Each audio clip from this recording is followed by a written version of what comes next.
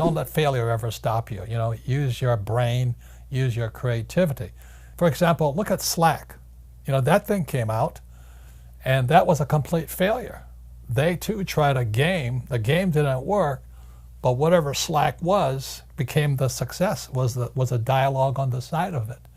So it's one of the most important messages I have for entrepreneurs is that failure should inspire you to get smarter.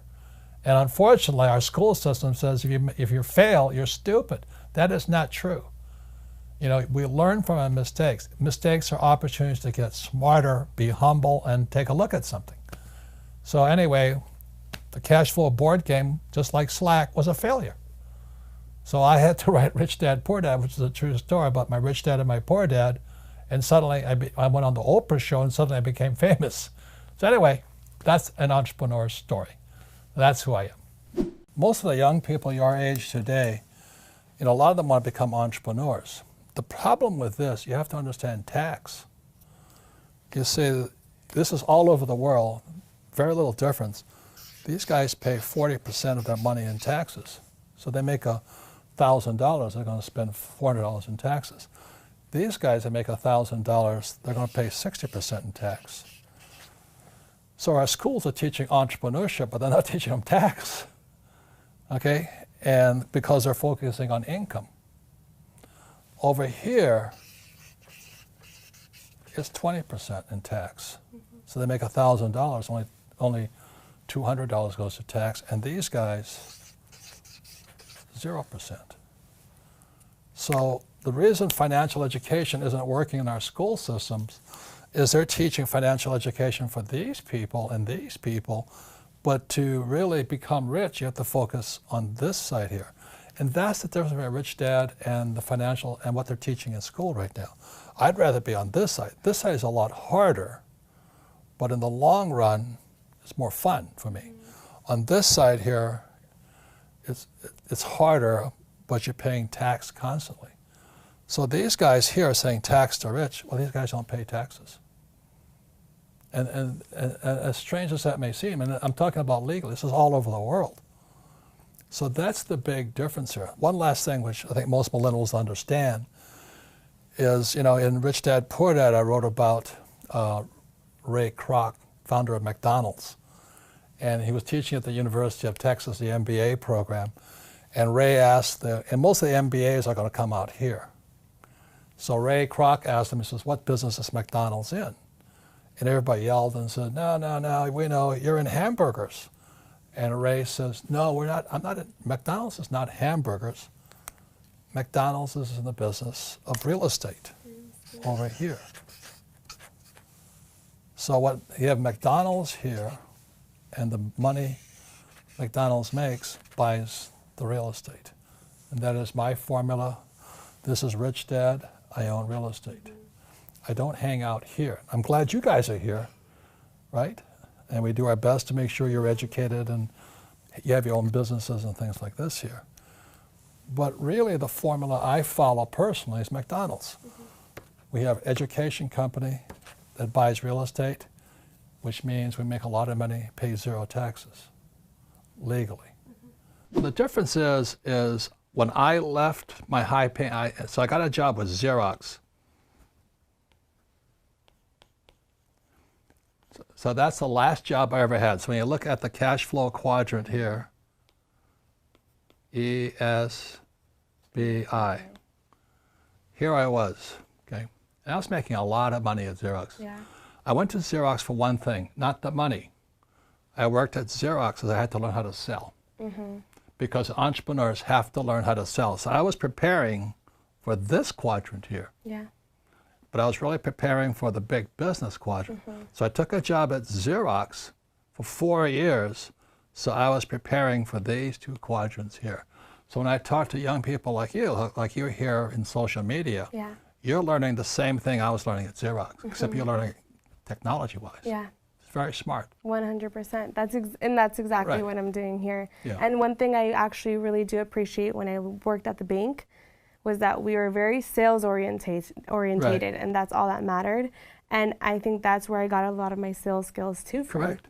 Like talking it was to people. learning how to get rejected and finding a way to not get rejected next time. Good. So the lesson to young people is don't take a job for the money, take a job for what you're learning. Yeah. So would you mind giving us some of the entities you use? Sure. We have the good, the bad, and the ugly. And on the bad entities would be a sole proprietorship. And that's where you do business in your individual name, right? There's absolutely no protection here. All of your assets are exposed to a claim. Well, a lot of people have those. By default, you get into business, and if you don't form a corporation, you're a sole proprietor, and all of your assets are exposed. We also have the ugly entities. These are the ones we really don't want to get involved with, and that would be the general partnership. And this is liability times 2. And I just went down the line there. General partnership, if you shake hands with someone to get into a business, you have become their partner. They can obligate the business, and you're personally responsible for what they obligated the business for. Let me give you an example. Yeah. There was a company, a lumber company here in Phoenix, and there was 2 people got together and they shook hands and they formed as a general partnership. Right. One partner's daughter ran over somebody. And because what happened then? The other partner was personally responsible for the that other accident. partner's kid. Right. So that's the ugly way to do business, and it can happen with a handshake. It's called innocent formation. You shake hands with someone, you get into business, you're personally responsible, not only for your own mistakes, but your partner's mistakes. So you'll never do business as a general partnership. Then we have the good entities. And the government gives us good ways to do business, good ways to protect ourselves. And these are LLCs, LPs, and corporations. These are the good ones. LLC stand for limited liability company. Limited partners, LP stands for limited partnership. And then we have corporations. These are the ways you're going to move C forward. corporation, the C corp. And We that's- have different taxation. You have a C Corp, which is double taxed. We have the S Corp, which is a flow-through tax. There's only one tax. You're going to work with your CPA on what is best for you. In school, they compensate for risk by telling you to memorize the right answer. So in other words, these kids leave, young people like you, leave school thinking, oh, if I know the right answers, then there's no risk. And it drives old guys like me crazy. Because everybody's talking about millennials. What's wrong with them? You know, millennials are the most highly, in many ways, the most highly educated generation in history. They have the cell phone. They didn't get educated in school. They got educated on social media, on the cell phones. They know all the answers, but they're afraid of doing anything. Yeah. You know, the biggest complaint about my generation is millennials know all the answers, but they can't do anything. And the reason they can't do anything is because you might hurt somebody's feelings, you might make a mistake, you know, and that just keeps you guys just trapped in this little box here. Yeah. So that's one of the reasons I think millennial money is such an important point here, because if you're going to come into my world, old guy's world, or the information age, you've really got to understand what is risky and what is not risky. And in my world, if you play it safe, that makes you stupid. Because if you don't take risks, you don't get smarter. Yeah. You know, so you may know the answer, but you can't do anything. Yeah. And one of the best things I had is I went to military school, then I went to flight school. I had such great teachers, you know. All of them could fly. You know, so my flight instructor could fly. What a novel idea. You know, a flight instructor can fly. But when I was in high school, most of my teachers were terrified. They're all cowards, you know, job security.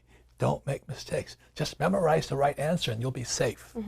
And that's why most school teachers aren't rich. Yeah. And they teach that to your generation Yeah. today.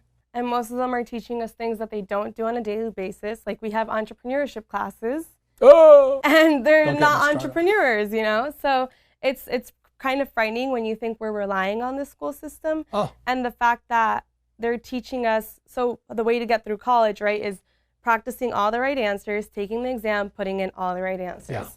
When in real life, that's the last thing that'll ever happen, right? No.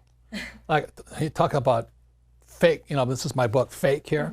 Fake money, fake teachers, fake assets. The reason it's fake money, fake teachers, and fake assets is because it all has to be fake. You have to have fake teachers to understand fake money. Then you have to have fake assets to buy those stocks, bonds, and mutual funds, fake assets. But without fake teachers, fake money, you can't do it. So that's why I love working with on these programs here. Because if you're going to be successful, you've got to take some risk. So in my work, I work for this. Like, I don't need the money. Yeah. But as my teacher was Dr. R. Buckminster Fuller. And he says, I don't work for me, I work for everyone. And that was one of the biggest lessons I got from the military. From the military was very high spiritual intelligence. That's why your dad and I get along so well. Because when we went into combat, which is a horrible experience of good and bad people, enemy and friends, But when we climbed into our aircraft, there was a crew of 5. We became one. It is the best feeling, as horrible as it is, flying into combat, because we might not come back. But it was the highest feeling of all. It was spiritual. And I'm afraid it's not just millennials, it's human beings, Well, is this good? Is this bad? Is this the best Vuitton shirt? Can I get it at a better price? Or he's cute, or she's cute, but is there somebody better, right? Yeah, that's exactly what's going on. So you guys are stuck in your head, and I think you should get more into your spirit, saying, what can I do for my fellow human being? Yeah. What can I do for the environment? And I think the biggest secret of my success is I have all, we all have these. We all have some degree of physical things we do. Yeah. Emotionally, I'm a basket case a lot of the time, I get upset, I get angry, I get sad, I get my feelings hurt. And I'm always, this is good, this is bad, this is, you watch politics, it's all good and bad, it's a bunch of BS. But what keeps me going is this, and it's spiritual. Yeah. Is how can I serve others? How can I serve the planet?